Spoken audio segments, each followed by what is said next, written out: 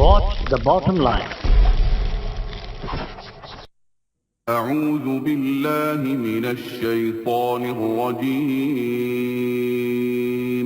پناہ مانگتا ہوں میں اللہ کی شیطان مردود سے۔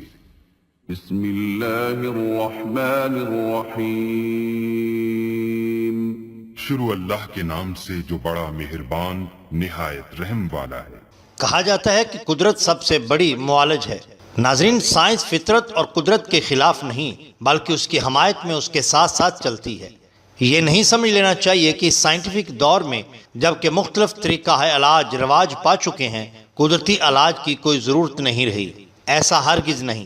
قدرتی علاج اپنی قدامت کے باوجود آج بھی اتنا ہی جدید اور مؤثر ہے جتنا کہ صدیوں پہلے تھا۔ ناظرین، قدرت بذات خود ایک ایسی فارمیسی ہے جس میں ہر دکھ کی دوا موجود ہے۔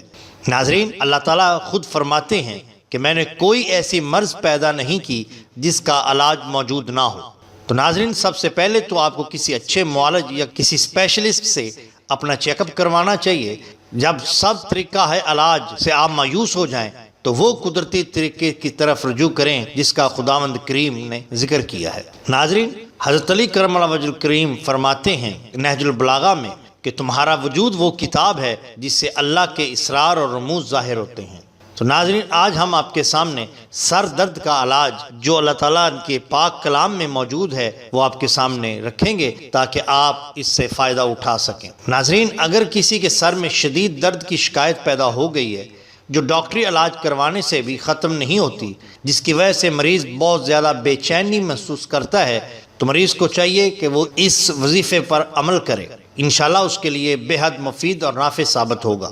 ناظرین، باوضو حالت میں آپ پاک اور صاف جگہ پر بیٹھ کر 125 مرتبہ سورہ یوسف پڑھیے اور سرسوں کے خالص تیل پر دم کریں۔ اس تیل میں سے سر درد والا مریض وہ تیل اپنے سر میں لگائے اور خوب اچھی طرح مالش کرے۔